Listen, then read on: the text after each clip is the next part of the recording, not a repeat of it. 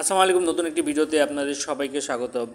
তো আরব আমিরাতের visit visa এবং শ্রমিক ভিসা নিয়ে কথা বলবো। তো ভিডিওটা শেষ পর্যন্ত দেখুন এবং রিসেন্ট যে আপডেট সেটা সম্বন্ধে আপনারা খোঁজখবর রাখুন। তো প্রথম নম্বর হলো যে আরব আমিরাতের যে ভিজিট ভিসা সেটা বর্তমানে খরচ কত পড়ছে।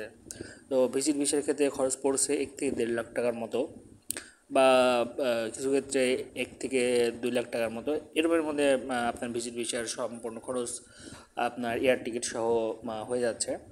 তো এই হলো আপনার ভিজিট ভিসা আপডেট। আর তবে আপনার হচ্ছে প্রপার যে প্রসেসিং, আপনার সঠিক কাগজপত্র যদি থাকে, আপনার সব কিছু যদি ঠিকঠাক থাকে, তাহলে আপনি ডেফিনেটলি ভিসা পাবেন। তো জেনারেলি প্রথম থেকে 30 থেকে 50টা আপনার ভিসা দিচ্ছিল, তবে বর্তমানে একটু বাড়ানো হয়েছে, এখন 50 থেকে 100টা ভিসা দিচ্ছে। আম, উম, তো এখন হচ্ছে যে ভিসা একটু ভালো হয়েছে, তো হোপফুলি এটার সঙ্গে আরও বাড়বে। আমরা আশা করব যে 500 থেকে 1000টা ভিসা ডে যেন ডেইলি হয়।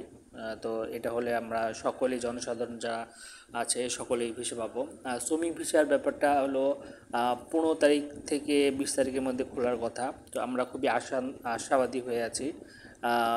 ওখানকার যে পররাষ্ট্র দপ্তর রয়েছে, তাদের বরাত দিয়ে জানা, মানে অনেকে জানছেন যে 15 থেকে 20 তারিখে খোলা হয়ে যেতে পারে।